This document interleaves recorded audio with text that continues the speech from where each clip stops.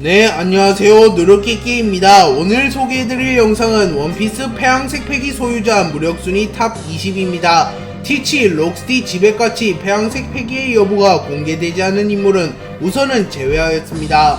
20위에는 루피와 에이스의 스승 나구리가 선정되었습니다. 나구리는 폐양색 폐기를 직접적으로 사용하는 장면을 연출한 인물은 아니나 설정상 폐양색 폐기를 보유했다고 밝혀진 인물입니다. 나구리는 본편에는 등장하지 않았으며 외전에서도 별다른 활약을 하지 않았기에 존재 자체를 모르는 독자들이 대부분입니다만 어린 시절 루피와 에이스를 잠시 가르쳤던 스승이며 루피에게 고무고무 총을 익히도록 도와준 인물이라고 밝혀졌기에 비중에 비해서는 중요한 역할을 한 캐릭터입니다. 그리고 최근 우타의 등장으로 인하여 루피의 과거해상 횟수가 짙어지고 있기에 어쩌면 나구리 역시 본편에서 얼굴을 비출 가능성도 생겼습니다. 또한 아직까지는 나구리의 자세한 무력을 알 수 없다는 점과 이스트블루에 머무른다는 점 때문에 폐양색 폐기를 소유한 인물들 중에서는 가장 약하다는 평가를 받고 있지만 훗날 나구리의 전력이 자세하게 드러난다면 재평가가 이루어질 가능성도 존재하긴 합니다. 19위에는 불주먹 에이스가 선정되었습니다. 에이스는 어린 시절 블루잼 해적단에게 처음으로 폐양색 폐기를 사용하는 모습을 연출하였습니다. 에이스는 전 흰수염 해적단 2번 대대장이었던 인물입니다. 에이스는 과거 어린 시절부터 두각을 드러내던 인물이었으며 포텐셜만 놓고 보면 최소 사왕급이었던 인물입니다. 그도 그럴 것이 에이스의 아버지는 원피스 세계관의 최강자 해적왕 로저이며 에이스는 어린 시절부터 루피와 함께 해군 영웅 거프에게 트레이닝을 받았습니다. 또한 자연계 악마의 열매 중에서도 상위권에 속하는 이글이글 열매를 먹었던 인물이기도 하였습니다. 에이스는 흰수염 해적단에 합류하기 이전 세계 최강의 사나이가 되기 위하여 당시 세계 최강의 사나이로 불리운 흰수염을 잡고자 하였고 이를 막아서는 징베와 대결하게 됩니다. 그리고 에이스는 징베와 혈투를 한 끝에 판정승을 거두었고 곧바로 흰수염을 만나 흰수염과 대결하게 됩니다. 하지만 흰수염과 에이스의 격차는 너무나도 심했기에 흰수염은 주먹을 휘두르지조차 않고 에이스를 제압했습니다. 그리고 흰수염은 에이스를 반강제로 흰수염 해적단에 합류시켰고 에이스도 조금의 방황은 있었으나 결국 흰수염 해적단에 합류하였습니다. 그리고 이후 에이스는 흰수염 해적단 2번 대대장으로 활약하였습니다. 하지만 티치가 사치를 살해하는 비극적인 사건이 일어난 이후 에이스는 티치를 응징하기 위하여 홀로 티치를 추적했고 결국 바나로 섬에서 티치에게 패배하며 해군에게 넘겨줬고 이를 구실로 정상결전이 발발합니다. 그리고 에이스는 기적적으로 구출된 이후 아오키즈를 막아서고 해군을 쓸어버리는 활약을 하였으나 결국 아카이누의 도발을 이기지 못하고 사망해버렸습니다. 그렇게 에이스는 날개를 펴지 못하고 사망한 비운의 캐릭터라고 평가할 수 있습니다.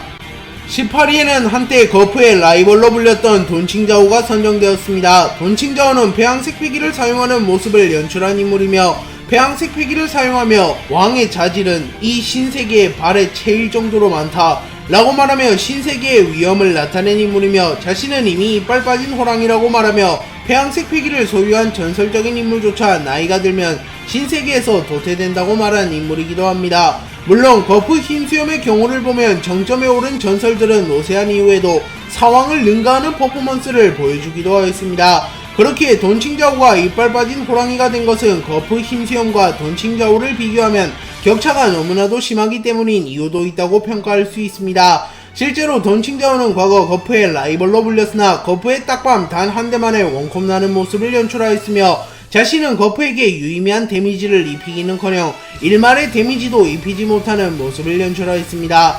다만 거프가 어느정도 자신의 적수로 인정한 점을 고려하면 돈칭자오도 전성기 시절에는 어중이 떠중이 해적은 아니었음을 알 수 있으며 사왕 최고 간부에 비견되는 강자였음을 알 수 있습니다.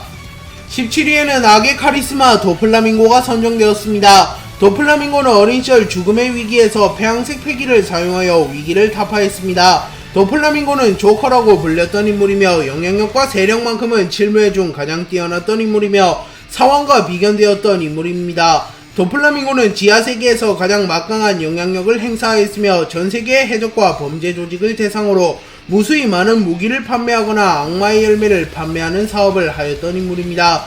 또한 세계 최강의 생물 카이도우와 긴밀하게 협력하며 카이도우에게 무수히 많은 인공 악마의 열매 스마일을 제공하기도 하였습니다. 또한 세계정부와도 자주 거래를 하던 인물로 자신이 알고 있는 마리조아의 국보를 빌미로 세계정부를 협박하였던 인물입니다.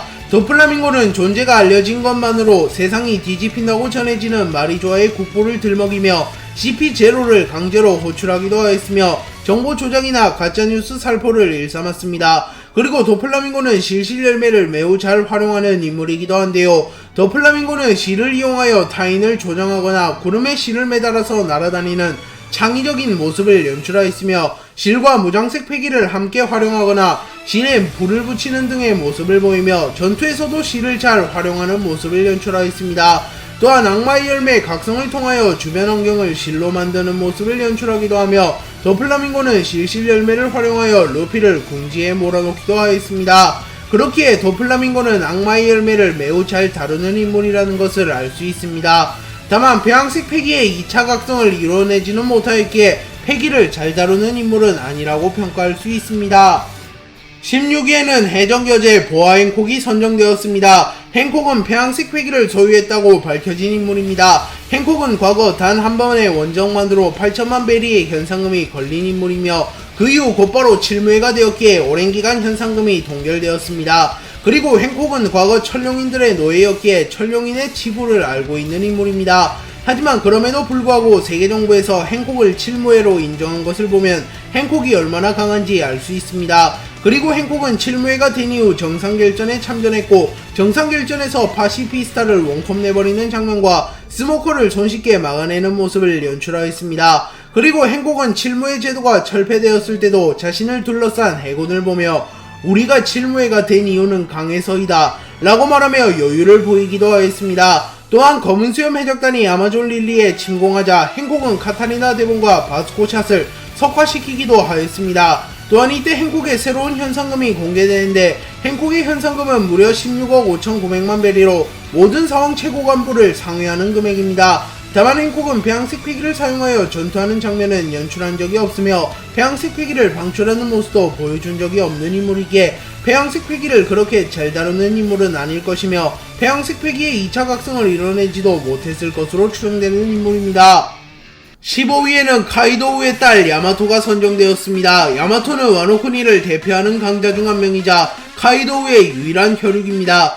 또한 카이도우의 딸답게 배양색 패기를 매우 잘 활용하여 전투하는 인물인데요. 야마토는 어린 시절부터 카이도우의 후계자 수업을 받으며 매우 혹독한 훈련을 하며 실력을 길렀으며 또한 카이도우의 압도적인 유전자를 그대로 물려받았기에 야마토는 현재 빅맘 정도를 제외하면 모든 여성 캐릭터 중 가장 강하다고 평가받고 있습니다. 그리고 야마토는 오뎅이 사망한 이후 오뎅의 의지를 잇기 위하여 자신의 아버지 카이도우에게 끊임없이 덤볐고 기하급수적으로 강해지기 시작했습니다. 그리고 루피가 와노쿠니에 도달했을 때 야마토는 이미 사왕 최고 간부 2인자들에 준하는 높은 전투력을 보유하고 있었으며 잠시 카이도우를 묶어놓는 저력을 보이며 루피가 다시 한번 카이도우에게 도전할 시간을 벌어주며 와노쿠니 전쟁을 승리로 이끌기도 하였습니다. 그리고 야마토는 폐양색을 피감을 수도 있는 인물이며 카이도우의 시그니처 기술 뇌명 8개를 사용할 수도 있습니다. 그리고 야마토는 와노쿠니의 로쿠규가 나타나자 순식간에 로쿠규에게 접근하여 뇌명 8개를 적중시키며 로쿠규에게 치명타를 입히기도 하였습니다. 그리고 이후 야마토는 밀지모자 일당과 바다로 떠나는 것이 아닌 로쿠규 같은 침략자로부터 와노쿠니를 지키는 것을 결정하며 공식적으로 밀지모자 일당에 합류하지는 않았습니다. 하지만 루피가 야마토에게 언제나 네가 원하면 바다로 데려가 줄게 라고 말했기에 야마토는 훗날 밀지모자 일당에 합류할 가능성이 존재합니다. 14위에는 빅맘 해적단의 실질적인 2인자 카타쿠리가 선정되었습니다. 카타쿠리는 어린 시절부터 폐양색 패기를 사용하던 인물로 자신의 동생 브릴레가 위기에 빠졌을 때 폐양색 패기를 발현하는 모습을 연출하였습니다. 카타쿠리는 빅맘 해적단의 최고 간부 3장성 중 한 명이며 3장성 중에서도 특출난 강자로 평가받습니다. 카타쿠리는 특히 패기를 매우 잘 다루는 인물이며 폐양색 패기마저 소유한 인물입니다. 그렇기에 카타쿠리가 훗날 배양색 패기를 각성하는 경지에 오르면 전투력이 수직 상승할 가능성이 높습니다. 또한 카타쿠리는 무장색 패기를 높은 경지로 단련하여 자신의 공격에 무장색 패기를 담을 수 있으며 고무인간 루피에게도 치명타를 넣을 만큼 무장색 패기의 위력이 강력한 인물입니다. 또한 카타쿠리는 폐양색 패기를 활용하여 전투에 임하는 캐릭터이기도 합니다. 그리고 카타쿠리가 가장 특화된 패기는 견문색 패기라고 볼 수 있는데요. 레일리는 루피를 수련시켜주며 신세계에는 견문색 패기를 너무나도 수련하여 잠시 앞에 미래가 보이는 자가 있다고 말하였고, 현재까지 미래를 볼 정도로 견문색 패기의 숙련도가 높은 인물은 사왕 카이도우와 루피를 제외하면 카타쿠리밖에 등장하지 않았습니다. 또한 카타쿠리는 좋지 않은 열매를 먹었음에도 엄청난 활용 능력을 바탕으로 매우 잘 싸우는 모습을 연출하며 루피를 압도하는 모습을 연출하기도 하였습니다. 13위에는 밀짚모자일당의 실질적인 2인자 조로가 선정되었습니다. 조로는 킹과의 대결에서 무의식적으로 배양색 패기를 발현하는 데 성공하며 작중에서 처음으로 배양색 패기를 사용하는 모습을 연출하였습니다. 조로는 세계 최강의 검사를 목표로 하는 인물이며 언젠가 미호크를 꺾고 차세대 세계 최강의 검사가 될 인물입니다. 다만 아직까지는 미호크와 비교하면 확실히 아래인 인물입니다. 하지만 조로는 무수히 많은 발전을 이뤄내며 미호크에게 다가가고 있으며 현재로서 미호크와 대등하게 합을 주고받을 정도로 성장하였습니다. 그리고 조로는 와노쿠니에 들어선 이후 전투력과 비중이 크게 상승하였고, 밀짚모자일당 중 루피를 제외하면 유일하게 오니가시마 옥상에서 빅맘과 카이도우와 합을 주고받는 모습을 보였습니다. 또한 조로는 오뎅의 검 엠마를 사용하여 카이도우에게 상처를 입히며 전투력을 인정받았으며, 카이도우와 빅맘의 합동 공격인 폐해를 막아내기도 하였습니다. 그리고 조로는 백쇄적단의 2인자 킹과의 대결이 성사되었고, 전투 초반에는 조로가 킹에게 밀리는 모습을 연출하였습니다. 하지만 조로는 결국 엠마의 힘을 다루는데 성공하였고 킹을 꺾어버리는데 성공하였습니다. 또한 이때 조로는 배양색 패기를 발현하기도 하였으며, 이를 본 킹은 조로에게 왕이라도 될 생각이냐 라고 묻습니다. 그리고 조로는 결국 킹을 꺾는데 성공하였고, 킹을 꺾은 이후에 조로는 해군대장에 준하는 강자로 평가받고 있으며 신세계에서도 거의 적수가 없는 강자라고 평가받고 있습니다. 12위에는 삼선장 유스타스 캡틴 키드가 선정되었습니다. 키드는 조로, 루피를 제외하면 초신성 중 유일하게 배양색 패기를 지닌 인물입니다. 키드는 최악의 세대의 일원이자 루피, 로우와 함께 초신성 중 가장 두각을 드러내는 캐릭터입니다. 키드는 초인계 악마의 열매, 자기자기 열매를 복용한 인물로 자기력을 자유자재로 다룰 수 있는 능력을 지녔습니다. 그리고 키드는 방어보다는 공격에 특화된 모습을 지닌 인물이기도 한데요. 키드는 와노쿠니에서 로우와 함께 빅맘을 상대하게 되었고, 강철풍선이라고 불리우는 빅맘을 상대로도 계속하여 치명타를 넣는 모습을 보여주며 공격력만큼은 사왕에게도 치명타를 넣을 정도의 수준임을 보여주었습니다. 또한 결국 로우와 힘을 합쳐 빅맘을 쓰러뜨리는 데 성공하였으며, 그 이후 키드의 현상금은 30억으로 격상하였으며 세간의 평가도 수직 상승하게 되었습니다. 또한 키드는 자기자기 열매의 능력을 활용하여 한두 가지 기술만 사용하는 것이 아니라 무수히 많은 기술을 사용하여 기술의 다양성에서도 특출난 모습을 보여주는 인물입니다. 또한 폐양색 패기를 다룰 수 있는 인물이기도 하기에 훗날 페이감을 터득하게 된다면 자기자기 열매의 힘과 페이감의 힘을 동시에 사용하게 될 것이며, 그렇게 된다면 키드의 공격력이 기하급수적으로 상승할 것으로 보입니다. 또한 키드는 패배를 두려워하지 않으며 사왕 카이도우와 샹크스에게도 공포를 느끼지 않는 인물이기에 키드의 이러한 성격은 키드가 성장할 수 있는 밑거름이 되었을 것으로 추정됩니다.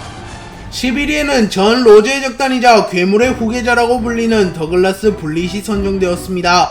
블릿은 초신성 연합과의 대결에서 배양색 패기를 사용하는 모습을 연출하였고, 이때 초신성과 일부 강자들을 제외한 모든 이들을 배양색 패기만으로 쓰러뜨리는 모습을 연출하였으며, 루피조차도 몸이 저릿해진다고 말할 만큼 블릿은 강력한 배양색 패기를 선보였습니다.